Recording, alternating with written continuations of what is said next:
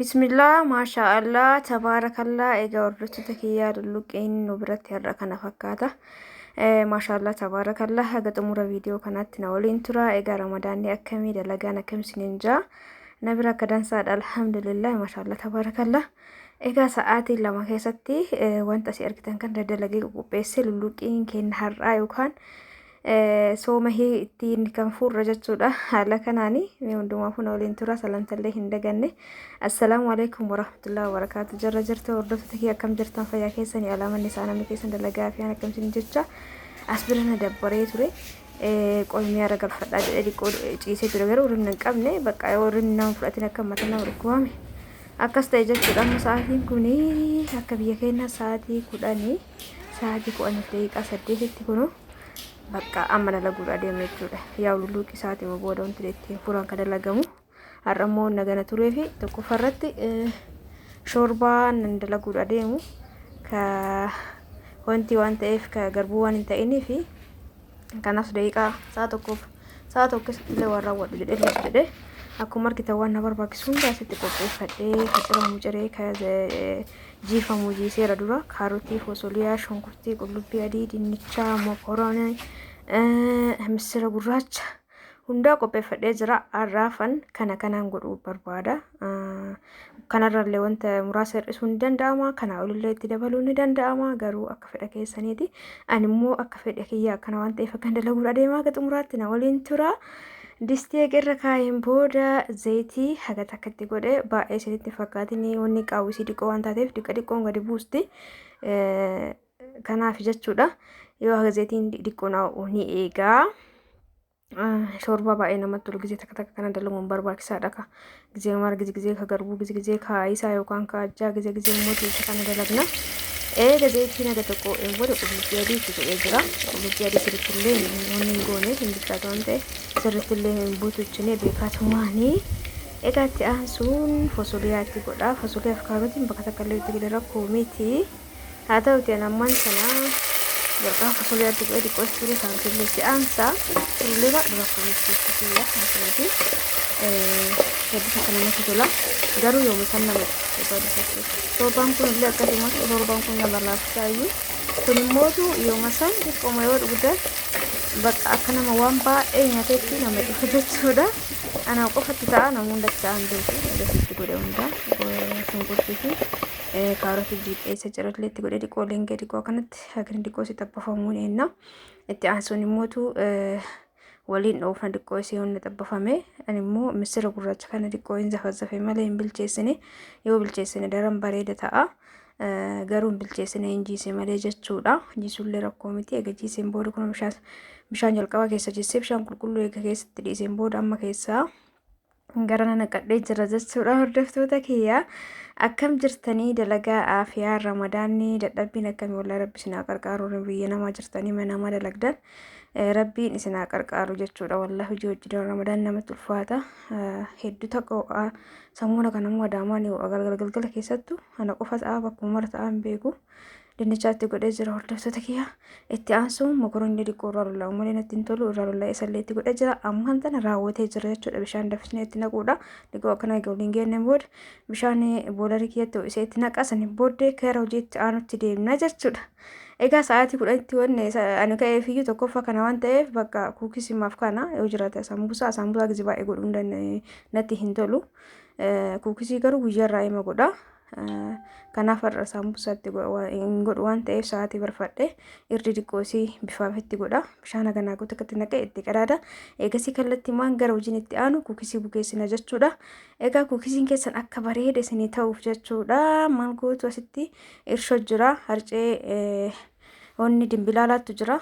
Soo gadi xiqqoo isiitu jira waa sadiin itti godhe asitti immoo inni kana maashaallah hedduutu akkana tajaajilee buskuutii maaf waan garaagaraa gizee dalage jedhe bitee aannan niidoo kana jechuudha barbaadan isa kana na biratti ni argattanii fal'aana lama aannan niidoo harcee sanitti godhee bishaan xiqqootti godhe sanii booda sukkaarri kunooti kuukisii bukeessuudha deeme jechuudha. Haadha kana yoo godhan hedduutu akkana bareedu kuukisiin hedduutu akka namatti tola kanatti yoo hojjettanii sa'aatillee baay'een fudhatu yooma isaan bukaa jechuudha. Daqiiqaa 30 kana keessatti eegasii hanqaaquu firee lamaatti godha. Dirqama miti wantoonni namatti godhe kun haa ta'uutii garuu nama kanneen itti godhee firee tokkollee gootan ni danda'ama. Eegasiin booda bishaan hin jiru guyyaa arfafamu sadaffaa keenya jirra. Meeshaa baay'ee balleessuu hin barbaanne maan kan maan waliin dhahaa. Maan kan sirriitti egaa waliin dhaheen booda hafuura yookaan foolii hanqaaquu kan akkanaa balleessu vaaniilaa xiqqoo irra buufadha jechuudha. Vaaniilaa ka'uunni kana ka fasaashii kana jechuudha. Ka fasaashii kana irra buufadha. Kan illee kaarcallee yoo ta'e ni danda'ama fooliidhaaf jechuudha. Kunoo kunni kan bishaaniiti isa san irra buuse. Kuukisiin aga shorbaan kun naa bilchaatu inni illee naa bukaaya. Egaa shorbaa kiyya bilcheessirraa fuudheen booda kuukisii irra xabbasaa saniin booda istoof irratti immoo jidduudhaan waan akka waxii hojjechaa jira jidduumaan jechuudha. Kana kaameraa cufaa banaa dalaga waan ta'eef egaa kuukisii bukeesseen booda distii irra dhiisee kaameraa duduubaan waxii hojjedha jechuudha kushiina istoof irratti. So ammaan tana kana egaa kana raawwanneen booda harceetti naqannee harcee malee dursa dhadhaa gabataa dhiqisuu fal'aana takkatti godhee jira. Waan akka doonaatti yoo gootan hedduu nama bareecha isatti gootaniu yoo jiraatu baate rakkoo miti. Harka kee durallee dhiqadhee jira garuu amma waan hanqaaquu uumamu qaqqabeef deebi'ee ofirraa lolla'a.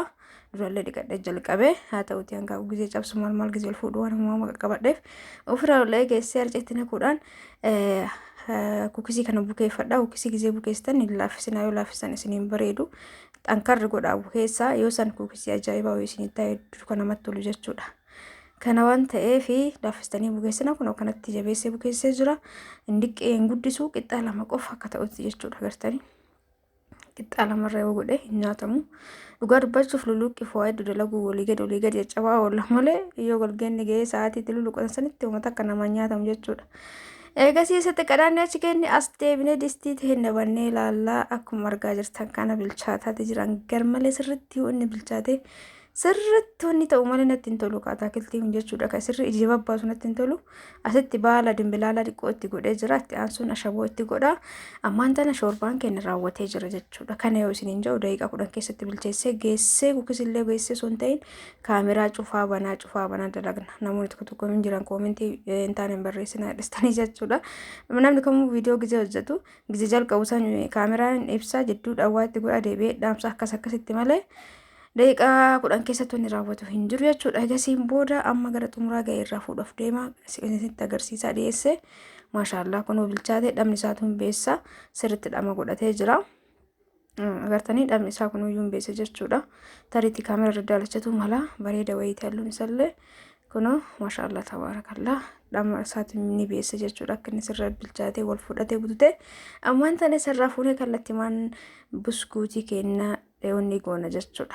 Haga ani kana yaasu garuu irrumaa turu bukaa'ee jira laala asuma ibiddu mudaarii kaa'ee maashaallah bukaa'ee jira. Akkana jabeessitanii yoo bukeessitan kuukisii bareeda isinii ta'a.